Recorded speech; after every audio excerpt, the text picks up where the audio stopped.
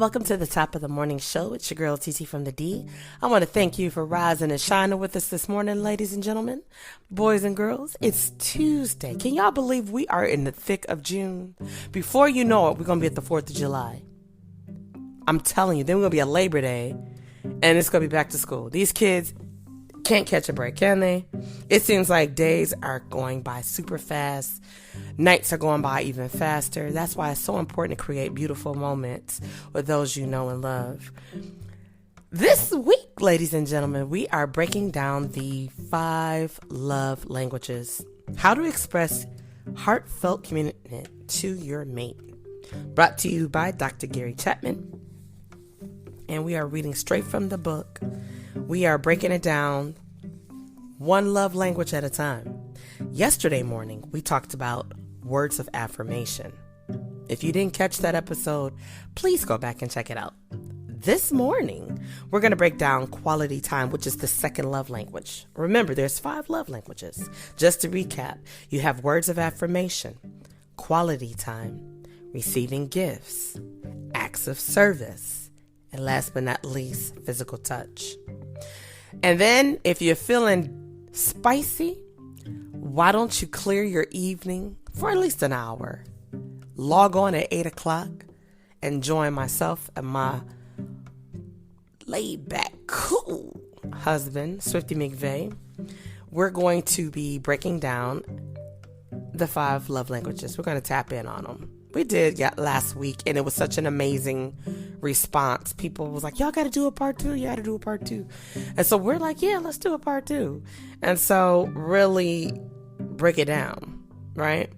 And so I'm hoping this week, as we break down the 5 love languages, that you gain some wisdom, some knowledge that you can implement into your own marriage or into your relationship because you're getting ready to take it to the next level. And if you are not, and if that's not your calling, if you know a couple that is married or on the bridge of getting married and you feel like they can grow and learn, share this with them. All right, let's get to it. Love language number 2, quality time. Here we go. Yay, here we go. All right. I should have picked up Betty Jo's primary love language from the beginning. What was she saying on that spring night when I visited her and Bill in Little Rock? Bill is a good provider, but he doesn't spend any time with me. What good is the house and the recreational vehicle and all the other things if we don't ever enjoy them together? What was her desire? Quality time with Bill. She wanted his attention. She wanted him to focus on her, to give her time to do things with her. By quality time, I mean giving someone your undivided attention. I don't mean sitting on the couch watching television together. When you spend time that way, ABC or NBC has your attention, not your spouse.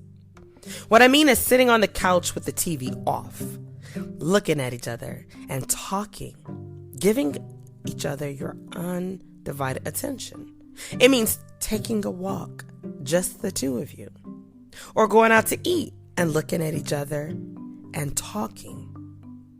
Have you ever noticed that in a restaurant, you can almost always tell the difference between a dating couple and a married couple?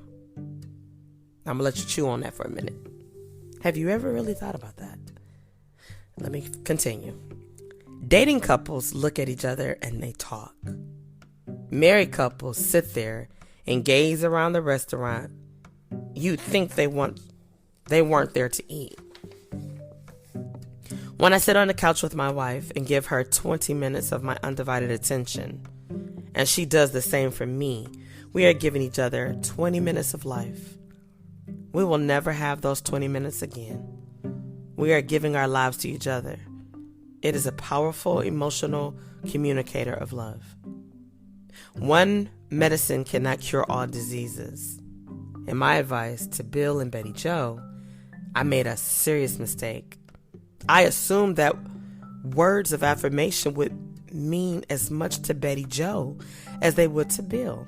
I had hoped that if each of them would give adequate verbal affirmation, the emotional climate would change, and both of them would begin to feel loved. See, it worked for Bill. He began to feel more positive about Betty Jo. He began to sense genuine appreciation for his hard work, but had it not worked as well for Betty Jo, for words of affirmation were not her primary love language. Her language was quality time. I got back on the phone and I thanked Bill for his efforts in the past 2 months. I told him that he had done a good job of verbally affirming Betty Jo and that she had heard his affirmations. But, Dr. Chapman, he said, she is still not very happy. I don't think things are much better for her. You are right, I said, and I think I know why. You see, the problem is that I suggested the wrong love language. Bill hadn't the foggiest idea what I meant. I explained that what makes one person feel loved emotionally is not always the thing that makes another person feel loved emotionally. He agreed that his love language was words of affirmation. He told me how much that had meant to him as a boy and how good he felt when Betty Jo expressed appreciation for the things he did. I explained that Betty Jo's language was not words of affirmation, but quality time. I explained the concept of giving someone your undivided attention, not talking to her while you read the newspaper or watch television, but looking into her eyes and giving her your full attention. Doing something with her that she enjoys doing and doing it wholeheartedly. Like going to the symphony with her. He said I could tell the lights were coming on in Little Rock. Dr. Chapman, that is what she has always complained about. I didn't do things with her. I didn't spend any time with her. We used to go places and do things before we were married. She said, but now you're too busy. That's her love language, all right. No question about it. But Dr. Chapman, what am I gonna do? My job is so demanding. Tell me about it, I said. For the next 10 minutes, he gave me the history of his climb up the organizational ladder, of how hard he had worked and how proud he was of his accomplishments. He told me of his dreams for the future and that he knew that within the next 5 years, he would be where he wanted to be. Do you want to be there alone? Or do you want to be there with Betty Jo and the children, I asked. I want her to be with me, Dr. Chapman. I want her to enjoy it with me. That's why it always hurts so much when she criticizes me for spending time on the job. I'm doing it for us. I wanted her to be a part of it, but she's always so negative. Are you beginning to see why she's so negative, Bill? Her love language is quality time. You have given her so little time that her love tank is empty. She doesn't feel secure in your love. Therefore, she has lashed out at what was taking your time in her mind, your job. She doesn't really hate your job. She hates the fact that she feels so little love coming from you. There's only one answer, Bill, and it's costly. You have to make time for Betty Jo. You have to love her in the right love language. I know you are right, Dr. Chapman. Where do I begin? Do you have your legal pad handy? The one on which we made the list of positive things about Betty Jo. It's right here. Good. We're going to make another list. What are some things that you know Betty Jo would like to do with you? Things she's mentioned throughout the years. Here's Bill's list. Take our RV and spend a weekend in the mountains, sometimes with the children and sometimes just the two of us. Meet for lunch at a nice restaurant or sometimes even at McDonald's. Get a babysitter and take her out to dinner, just the two of us. When I come home at night, sit down and talk with her about my day and listen as she tells me about her day. She doesn't want me to watch TV while we're talking. Spend time talking with the children about their school experiences. Spend time playing games with the children. Go on a picnic with her and the children on Saturday, and don't complain about the ants and the flies. Take a vacation with the family at least once a year. Go walking with her and talk as we walk, and don't walk ahead of her. Those are the things she has talked about throughout the years, he said. You know what I'm going to suggest, don't you, Bill? Do them, he said. That's right. Once a week for the next 2 months. Where will you find the time? You will make it. You are a wise man, I continued. You would not be where you are if you were not a good decision maker. You have the ability to plan your life and to include Betty Jo in your plans. I know, he said. I can do it. And Bill, this does not have to diminish your vocational goals. It just means that when you get to the top, Betty Jo and the children will be with you.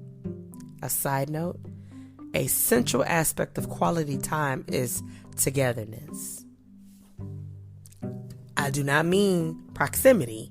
Togetherness has to do with focused attention. Now, that's what I want more than anything. Whether I am at the top or not, I want her to be happy, and I want to enjoy life with her and the children. The years have come and gone. Billy and Betty Jo have gone to the top and back, but the important thing is that they have done it together. The children left the nest, and Bill and Betty Jo agree that these are their best years ever. Bill has become an avid symphony fan, and Betty Jo has made an unending list in her legal pad of things she appreciates about Bill. He never tires of hearing them. He has now started his own company and is near the top again. His job is no longer a threat to Betty Jo. She is excited about it and encourages him. She knows that she is number one in his life. Her love tank is full. And if it begins to get empty, she knows that a simple request on her part will get her Bill's undivided attention. A central aspect of quality time is togetherness. I do not mean proximity. Two people sitting in the same room are in close proximity, but they are not necessarily together. Togetherness has to do with focused attention. When a father is sitting on the floor rolling a ball to his 2-year-old, his attention is not focused on the ball but on his child. For that brief moment, however long it lasts, they are together. If, however, the father is talking on the phone while he rolls the ball, his attention is diluted. Some husbands and wives think they are spending time together when in reality they are only living in close proximity. They are in the same house at the same time, but they are not together. A husband who is watching sports on television while he talks to his wife is not giving her quality time because she does not have his full attention. Quality time does not mean that we have to spend our together moments gazing into each other's eyes. It means that we are doing something together and we are giving our full attention to the other person. The activity in which we are both engaged in, incidentally. The important thing emotionally is that we are spending focused time with each other. The activity is a vehicle that creates the sense of togetherness. The important thing about the father rolling the ball to the 2-year-old is not the activity itself, but the emotions that are created between the father and his child. Similarly, a husband and a wife playing tennis together, if it is genuinely quality time, will focus on the game, but on the fact that they are spending time together. What happens on the emotional level of what matters?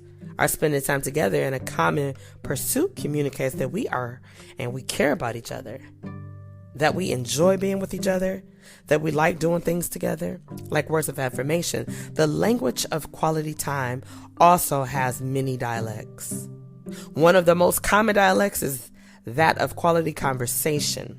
By quality conversation, I mean sympathetic dialogue where two individuals are sharing their experiences, thoughts, feelings, and desires in a friendly, uninterrupted context.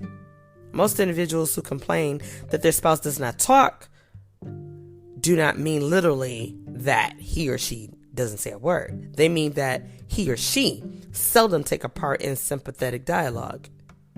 If your spouse's primary love language is quality time, such dialogue is crucial to his or her emotional sense of being. Quality conversation is quite different from the first love language. Words of affirmation focus on what we are saying, where quality conversation focuses on what we are hearing.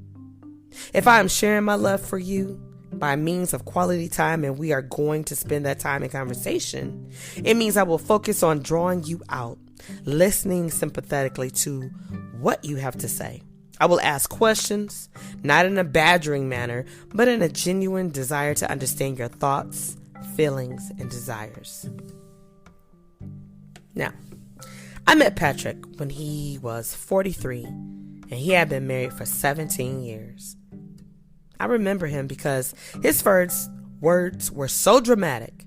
He sat in the leather chair in my office, and after briefly introducing himself, he leaned forward and said with great emotion, "Dr. Chapman, I have been a fool, a real fool." "What has led you to that conclusion?" I asked. "I've been married for 17 years, he said, "and my wife has left me. Now I realize what a fool I've been." I repeated my original question. "In what way have you been a fool?" He said my wife would come home from work and tell me about the problems in her office. I would listen to her and then tell her what I thought she should do. I always gave her advice. I told her she had to confront the problem. Problems don't go away. You have to talk with the people involved in your supervisor. You have to deal with problems. The next day she would come home from work and tell me about the same problems. I would ask if she had did what I said. She would shake her head and say no. I'd repeat my advice. I'd tell her that's the way to deal with the situation. And she would come home the next day and tell me about the same problem. Again, I would ask if she had done what I suggested. And she would shake her head and say no. After 3 or 4 nights of that, I would get angry. I would tell her not to expect my sympathy from me. And she wasn't willing to take the advice I wasn't giving her. She didn't have to live under that kind of stress and pressure. She could solve the problem, that she would simply do what I told her. It hurt me to see her living under such stress, because I know she didn't have to. The next time she'd bring up the problem, I would say, "I don't want to hear about it. I told you what you need to do. If you're not going to listen to my advice, I don't want to hear it." Now, here's a side note, y'all. Many of us are trained to analyze problems and create solutions. But we forget that marriage is a relationship, not a project to be completed or a problem to be solved. Now, I would withdraw and go about my business. "What a fool I was," he said. "What a fool." Now I realized that she didn't want advice when she told me about her struggles at work. She wanted sympathy. She wanted me to listen, to give her attention, to let her know that I could understand the hurt, the stress, the pressure. She wanted to know that I loved her and that I was with her. She didn't want advice. She just wanted to know that I understood. But I never tried to understand. I was too busy giving advice. What a fool. And now she's gone. "Why can't you see these things when you are going through them?" he said. I was blind to what was going on. Only now do I understand how I failed her. Patrick's wife had been pleading for quality conversation. Emotionally, she longed for him to focus on attention on her by listening to her pain and frustration. Patrick was not focusing on listening but on speaking. He listened only long enough to hear the problem and formulate a solution. He didn't listen long enough to, or well enough to, hear her cry for support and understanding. You see, many of us are like Patrick. We are trained to analyze problems and create solutions. We forget that marriage is a relationship, not a project. And to be complete, or problem to be solved, a relationship calls for the sympathetic listening with a new view to understanding the other person's thoughts, feelings, and desires. And we must be willing to give advice, but only when it's requested and never in a condescending manner. Many of us have little training in listening, I tell you. We are far more difficult and more efficient in thinking and listening, but we have to learn to listen. It may be as difficult as learning a foreign language, but learn we must. If we want to communicate love, that is especially true if your spouse's primary love language is quality time and his or her dialect is quality conversation. Now, fortunately, numerous books and articles have been written on developing the art of listening. I will not seek to repeat what is written elsewhere, but suggest the following summary of practical tips. 1. Maintain eye contact when your spouse is talking. That keeps your mind from wandering and communicates that you are listening to him or her with your full attention. 2. Don't listen to your spouse and do something else at the same time. Remember, quality time is giving someone your undivided attention. If you are watching, reading, or doing something else in which you are keen interested and cannot turn from immediately, tell your spouse the truth. A positive approach might be, I know you're trying to talk to me and I'm interested, but I want to give you my full attention. I can't do that right now, but if you'll give me about 10 minutes to finish this, I'll sit down and listen to you. Most spouses will respect such a request. Number 3, listen for feelings. Ask yourself, what emotions is my spouse experiencing? What you think you have the answer? Or when you think you have the answer, confirm it. For example, it sounds to me like you are feeling disappointed because I forgot so-and-so. That gives him or her the chance to clarify their feelings. It also communicates that you are listening intently to what they are saying. Number 4, observe the body language. Clenched fists, trembling hands, tears, furrowed brows, eye movement may give you clues to as what the other is feeling. Sometimes somebody language speaks one message while words speak another. Ask for clarification to make sure you know what he or she is really thinking and feeling. Number 5, refuse to interrupt. Recent research has indicated that the average individual listens for only 17 seconds before interrupting and interjecting his or her own idea. If I give you my undivided attention while you're talking, I will refrain from defending myself or hurling accusations at you or dogmatically stating my position. My goal is to discover your thoughts and feelings. My objective is not to defend myself or to set you straight. It's to understand you. Now, learning to talk. Quality conversation requires not only sympathetic listening, but also self-revelation. When a wife says, I wish my husband would talk, I never know what he's thinking or feeling. She is pleading for intimacy. She wants to feel close to her husband, but how can she feel close to someone who doesn't know? In order for her to feel love, he must learn to reveal himself. If her primary love language is quality time and her dialect is quality conversation, her emotional love tank will never be filled until he tells her his thoughts and feelings.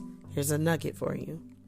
If you need to learn the language of quality conversation, begin by nothing. And begin by noting. Let me read that again. If you need to learn the language of quality conversation, begin by noting the emotions you feel away from home. Back to the book. Self-revelation does not come easy for some of us. Many adults grew up in homes where the expression of thoughts and feelings were not encouraged but condemned. To request a toy was to receive a lecture on the sad state of family finances. The child went away feeling guilty for having the desire and quickly learned not to express his desires. When he expressed anger, the parents responded with harsh and condemning words. Thus, the child learned that expressing anger feelings is not appropriate. If the child was made to feel guilty for expressing disappointment at not being able to go to the store with his father, he learned to hold his disappointments inside. By the time we reach adulthood, many of us have learned to deny our feelings. We are no longer in touch with our own emotional selves. A wife says to her husband, "How did you feel about what Don did?" And the husband responds, "I think he was wrong. He should have, but he is not telling her his feelings.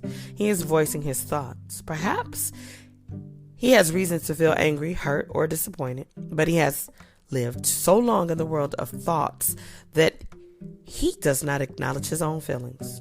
When he decides to learn the language of quality conversation, it will be like learning a foreign language. The place to begin is getting in touch with his feelings, becoming aware that he is an emotional creature in spite of the fact that he has denied that part of his life.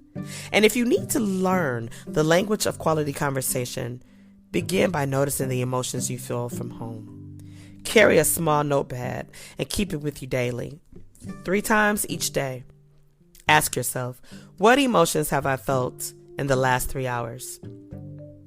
What did I feel on the way to work when the driver behind me was riding my bumper? What did I feel when I stopped at the gas station and the automatic pump did not shut off and the side of the car was covered with gas? What did I feel when I got to the office and found that my secretary had been assigned to a special work project for the morning? What did I feel when my supervisor told me that the project I was working on had to be completed in 3 days when I thought I had another 2 weeks? Write down your feelings in the notepad and a word or two to help you remember the event corresponding to the feeling. Your list may look like this. Event: tailgater, feeling angry. Event: gas station, feeling very upset. Event: no secretary, feeling disappointed. Event: work project due in 3 days, feeling frustrated and anxious. Do that exercise 3 times a day, and you will develop an awareness of your emotional nature.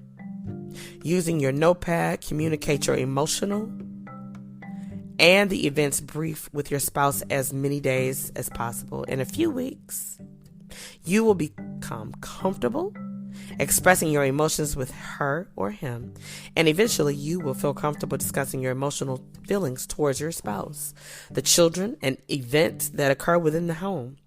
Remember, emotions themselves are neither good nor bad. They are simply our psychological responses to the events of life. Based on our thoughts and emotions, we eventually make decisions. When the tailgater was following you on the highway and you felt angry, perhaps you had these thoughts: I wish he would lay off. I wish he would pass me. If I thought I would get caught, I'd press the accelerator and leave him in the twilight. I should slam on my brakes and his insurance company will have to buy me a new car. Maybe I'll pull off the road and let him pass. See, eventually you made some decisions, or the other driver backed off, turned or passed you, and you arrived safely at work. In each of the life events, we have emotions, thoughts, desires, and eventually actions. It is the expression of that process that will cause self-revelation. If you choose to learn the love dialect of quality conversation, that is the learning road you must follow. Personality types. All right. Now, see, not all of us are out of touch with our emotions, but when it comes to talking, all of us are affected by our personality. I have observed 2 basic personal types. The first I call the Dead Sea. In the little nation of Israel, the Dead Sea, the Sea of Galilee, flows south by the way of the Jordan River into the Dead Sea. The Dead Sea goes nowhere. It receives, but it doesn't give. This personality type receives many experiences, emotions, and thoughts throughout the day. They have a very large reservoir where they store that information, and they are perfectly happy not to talk.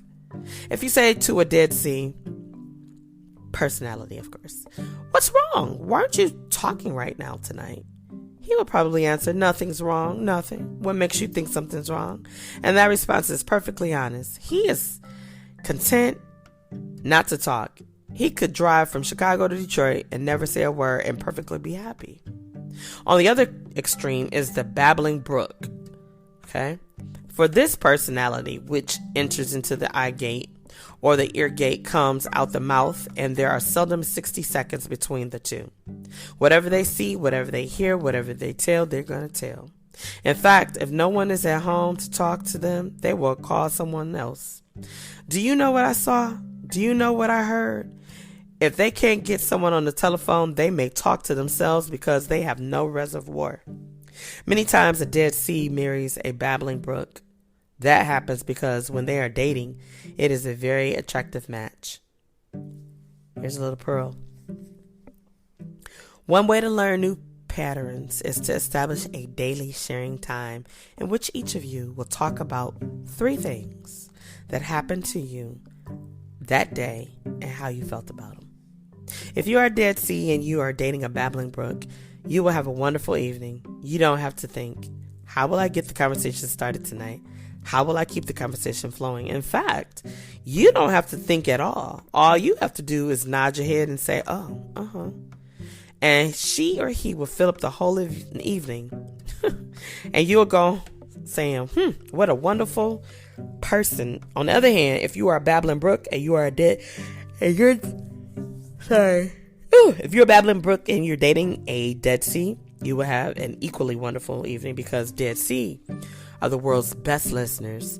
You will be babbling for 3 hours and they will listen intently to you and then will say, what a wonderful person. You attract each other. But 5 years after marriage, the babbling brook wakes up one morning and says, we've been married 5 years and I don't know him. The Dead Sea is saying, I know her too well. I wish she would stop the flow and give a break. The good news is that the Dead Sea can learn to talk and the babbling brook can learn to listen. We are influenced by our personalities, but not controlled by it. Remember that. One way to learn new patterns is to establish a daily sharing time in which each of you will talk about 3 things that happened to you the day and how you felt about it. I call that the minimum daily requirement for a healthy marriage. If you will start with the daily minimum, in a few weeks or months, you may find quality conversation flowing more freely between you two. Quality activities. In addition to the basic love language of quality time or giving your spouse our undivided attention, is another dialect called quality activities. At a recent marriage seminar, I asked couples to complete the following sentence. I feel most loved by my husband, by my wife, when blank blank. Here's the response of a 29-year-old husband who's been married for 8 years. I feel most loved by my wife when we do things together. Things like I like to do and things she likes to do. We talk more. It's sort of like we are dating again. That is a typical response of individuals whose primary love language is quality time. The emphasis on being together, doing things together, giving each other undivided attention. Quality activities may include anything in which one or both have an interest. The emphasis is not on what you're doing, but on why you are doing it. The purpose is to express something times together, to walk away from it feeling he cares, she cares about me. She was willing to do something with me that I enjoy, and he or she did it with a positive attitude. That is love. And for some people, it is a love loudest voice. Tracy grew up with the symphony throughout her childhood. The house was filled with classical music at least once a year, and she accompanied her parents to the symphony. Larry, on the other hand, grew up on the country, western music. He never actually attended a concert, but the radio was always on, tuned into the country station. The symphony he called elevator music had he not married Tracy. He could have lived his life without ever attending a symphony. Before they were ever married, while she was in school and obsessed with the state of being in love, he went to the symphony. But even his euphoric emotional state, he attributed, you call this stuff music? After marriage, that was one experience he never expected to repeat. When, however, he discovered several years later that quality time was Tracy's primary love language, and that she especially liked the dialect of quality activities, and that attending the symphony was one of those activities, he chose to go with the enthusiastic spirit. His purpose was clear. It was not to attend the symphony, but to love Tracy and to speak her language loudly. And in time, he did come to appreciate the symphony and even occasionally to enjoy a movement or two. He may not never become a symphony lover, but he has become proficient at loving Tracy. You see, quality activities may include such activities such as putting in a garden, visiting flea markets, shopping for antiques, listening to music, picnicking together, taking long walks, washing the car together on a hot summer day. Activities limited to the interest and willingness to try something new together. The essential ingredients in a quality activities are at least one of you wants to do it. Number 2, the other is willing to do it. Number 3, both of you know why you are doing it, to express love by being together. One of the byproducts of quality activities is that they produce a memory bank from which to draw in the years ahead. Fortunate is the couple who remembers early morning strolls along the coast, the spring they planted the summer garden, the time they got poison ivy chasing the rabbit through the woods, the night they attended their first Major League Baseball game together, the one and only time they were skiing together and he broke his leg, the amusement park, the concerts, the cathedrals, and oh yes, the awe of standing beneath the waterfall after the 2-mile hike. They can almost feel the mist as I remember. Those are memories of love, especially for the person whose primary love language is quality time. And where do we find time for such activities? Especially if both of us have vocations outside the home. We make time, just as we make time for lunch and dinner. Why? Because it's just as essential to your marriage as meals are to your health. Is it difficult? Does it take careful planning? Yes. Does it mean we have to give up some individual activities? Perhaps. Does it mean we do some things we don't particularly enjoy? Certainly. Is it worth it? Without a doubt. What's in it for me? The pleasure of living with a spouse who feels loved and knowing that I have learned to speak his or her love language fluently. A personal word of thanks to Bill and Betty Joe in Little Rock, who taught me the value of love language number 1, words of affirmation, and love language number 2, quality time. Now it's on to Chicago, the love language number 3. Right? We're going to be headed to number 3. But let me leave you with this. Few things here, and I'm gonna let you go because I know it's Tuesday morning. You got a lot to do. Number 1, take a walk together after you hear this. No, I'm just playing. Take a walk together through your old neighborhood where one of you grew up and ask questions about your spouse's childhood. Ask what were the fun memories of your childhood, then what was most painful about your childhood. 2, go to the city park and rent bicycles. Ride until you are tired. Then sit and watch the ducks. When you get tired of the quacks, roll on the rose garden. Learn each other's favorite color of roses and why. Number 3, in the spring or summer, make a luncheon appointment with your spouse. Meet him or her. Drive to the local cemetery. I know that might be sounding morbid. Okay. Spread your tablecloth and eat your sandwich and thank God that you are still alive. Share with each other one thing you would like to do before you die. Number 4, ask your spouse for a list of 5 activities that he or she would enjoy doing with you. Make plans to do one of them each month for the next 5 months. If money is a problem, space the freebies between the we can't afford this events. Number 5, ask your spouse where he or she most enjoys sitting when talking with you. The next week, call her one afternoon and say, I want to make a date with you one evening this week to sit on the yellow sofa and talk. Which night and what time would work best for you? Don't say yellow sofa if her favorite place is in the jacuzzi. Number 6, think of an activity your spouse enjoys but which brings little pleasure to you. Football, symphony, jazz, concerts, TV, sleeping. Tell your spouse that you are trying to broaden your horizon and would love to take a journey with them. Set a date and give it your very best. Ask questions about the activity. Number 7, plan a weekend getaway for just the two of you. Something that you both can appreciate. Sometime within the next 6 months.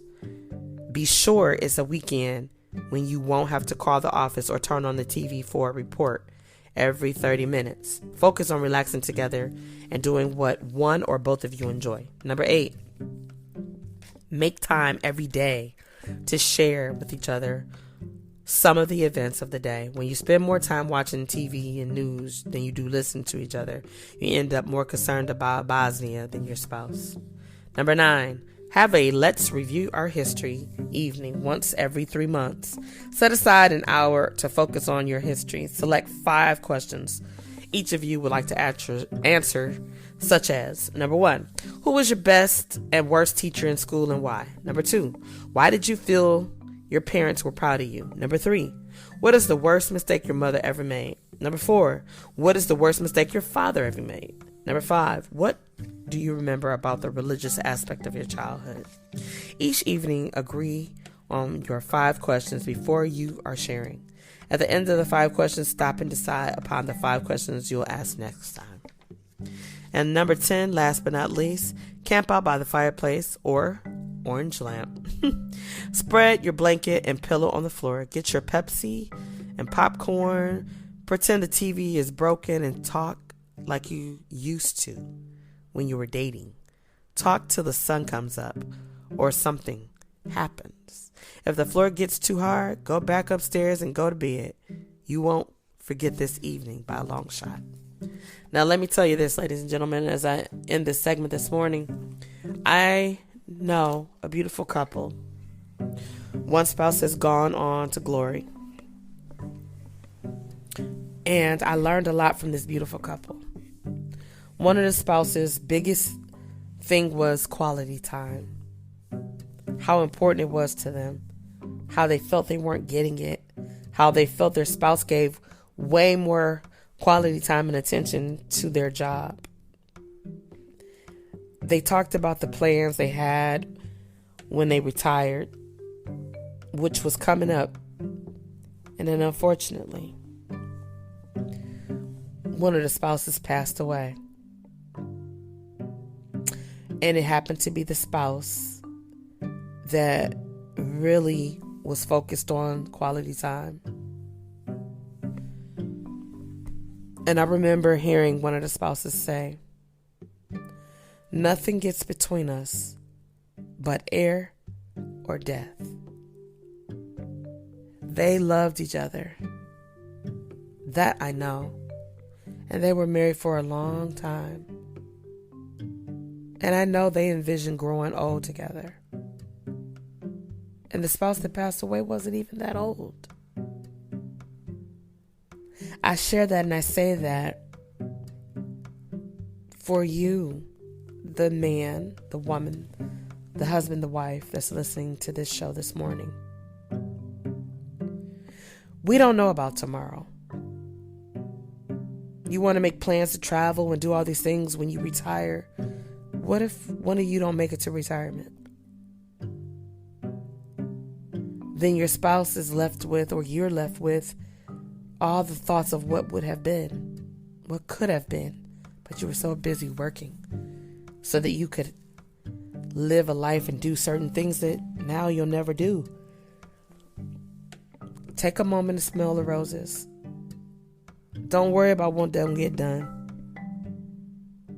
Worry about loving each other, hearing each other, being there for each other. As Keith Sweat sang, make it last forever. Forever in this life is not forever. So what we have today, we don't know if we'll have it tomorrow. So love on your wife. Love on your husband. Love on your fiance. Just don't forget to love. Don't forget, join us tonight for Tap In Tuesday. Well, I'll be joining my husband. or he'll be joining me on my show, the TT from the D podcast show. We'll be streaming live through StreamYard via Facebook, Twitter, LinkedIn, and I think I'm going to try to do Instagram and, of course, my YouTube page. I'll see you soon.